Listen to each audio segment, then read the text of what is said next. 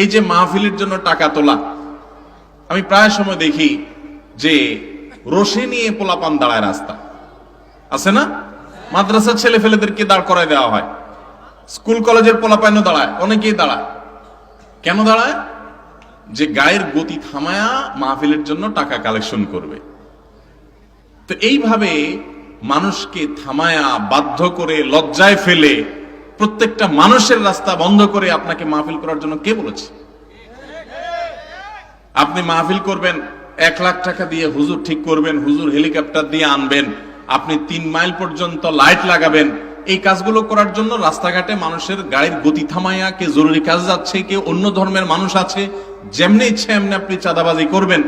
এটার নাম ইসলাম না ভাই।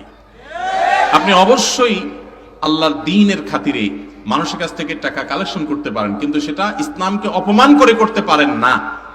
ইসলামকে অপদস্থ করে করার অধিকার আপনার নাই, তাহলে সওয়াবের পরিবর্তে কিন্তু গুনাহ হতে পারে। আল্লাহ আমাদের সুস্থ শুদ্ধ চিন্তা লালন করার তৌফিক দান করুন। আমরা যদি সবাই ভালো হয়ে যায়, আমাদের সমাজটা সুন্দর হয়ে যাবে, এই সমাজটা ভালো হয়ে যাবে। ভালো মানুষ ছাড়া ভালো মুসলমান হওয়ার কোনো সুযোগ।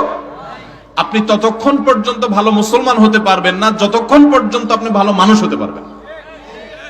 আর ভালো মানুষ শুধুমাত্র নামাজ, রোজা, হজ, যাকাত আর দাড়ি টুপি আর বোরকার মাধ্যমেই হয় না। ভালো মানুষ হয় সবচেয়ে বেশি মানুষের নিজের ভালো আচরণ দ্বারা। অতএব আমাদের আচরণগুলো সুন্দর করতে হবে। মসজিদ বানাতে গিয়ে অনেক সময় দেখা যায় মসজিদ কমিটির লোকজন রাখা হয় সেসব মানুষকে যাদের পেশি শক্তি অনেক বেশি, তাই না? পেশি শক্তিরও দরকার হয়, আমি সেটাকে ডিনাই করছি না, কিন্তু মনে রাখবেন আল্লাহর ঘরের কাজ করতে গিয়ে পেশি শক্তির চাইতে বেশি দরকার হলো আমরা আল্লাহর ঘরের নির্মাণ কাজ করতে গিয়ে কোনো অন্যায় করব না, কারোর প্রতি অবিচার করব না। অনেক মসজিদ মাদ্রাসা আছে, আশেপাশের বাড়ি যাদের থাকে, আশেপাশের জমি যাদের থাকে, তাদেরকে নানাভাবে তারা কষ্ট দেয়, নানাভাবে তারা চাপের মধ্যে রাখে, বেচারা ভয় বলতেও পারে না, যেহেতু মসজিদের সাথে পুরো এলাকার মানুষ জড়িত আছে। মনে রাখবেন, এরকম গায়ের জোর করে মানুষকে কষ্ট দেওয়া, মানুষের অধিকার নষ্ট করা, এটা কিন্তু ইসলাম কখনো আমাদেরকে বলে না। আল্লাহ আমাদেরকে সবাইকে খাঁটি মুসলমান হওয়ার তৌফিক দান করুন। সবার চেষ্টা করবো তো ইনশাআল্লাহ। নবী সাল্লাল্লাহু আলাইহি ওয়াসাল্লাম বলেছেন যে আন্নাল মাসাজিদা লিল্লাহ ফালা তাদউ মাআল্লাহি আহাদা, মসজিদ শুধুই আল্লাহর, এই আল্লাহর ঘরে আল্লাহ ছাড়া আর কাউকে ডাকা যাবে না, অর্থাৎ কারোর কাছে প্রার্থনা করা, উপাসনা করা, চাওয়া যাবে। অথচ আমরা মসজিদে এসে প্রত্যেক রাকাতে বলছে ইয়্যাকা না'বুদু ওয়া ইয়্যাকা নাস্তাঈন, আল্লাহ শুধু তোমারই ইবাদত করি আর তোমার কাছেই সাহায্য চাই। আবার গিয়ে দেখা যায় কোন মাজারে, কোন কবরে, কোন পীর সাহেবের দরবারে গিয়ে সেখানে ছেলে মেয়ে, ব্যবসার উন্নতি, দুনিয়ার বিভিন্ন বিষয় আমরা সেখানে গিয়ে আবার চাই। এই যে চাওয়াটা ভাইরা আমার, এই চাওয়াটাকে বলা হয় শিরক। শিরক মানে হলো আল্লাহর সাথে পার্টনার সাব্যস্ত করা। আল্লাহ তাআলা শিরককে খুব অপছন্দ করেন, খুব অপছন্দ করেন। অন্য কোন অপরাধ করলে আল্লাহর কাছে এত জঘন্য হয় না, শিরকের অপরাধ যত জঘন্য হয়। এই কপাল দিয়ে আল্লাহকে সিজদা করবেন, আর কাউকে সিজদা করতে পারবেন না।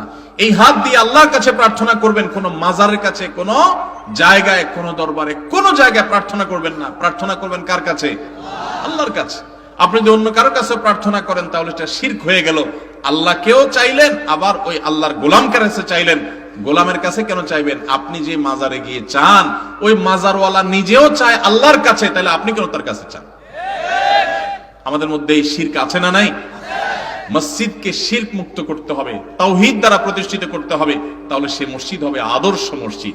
সেই সাথে আদর্শ মসজিদ হওয়ার জন্য মসজিদে সামাজিক নানা উদ্যোগ নিতে হবে। মসজিদ থেকে বিভিন্ন রকমের ভালো কাজের উদ্যোগ নিতে হবে।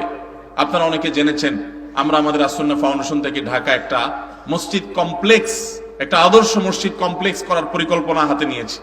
আলহামদুলিল্লাহ, জমি কেনার কাজ শেষ, 2-1 সপ্তাহের ভিতরে পাইলিং এর কাজও শুরু হয়ে যাচ্ছে। আমাদের উদ্দেশ্য যে আমরা একটা এমন মসজিদ নির্মাণ করতে চাই যে মসজিদ দেখে মানুষ শিখবে, জানবে যে মসজিদ শুধুমাত্র নামাজ পড়ার জায়গা না, মসজিদ সমাজের বহুমুখী কল্যাণের কেন্দ্র।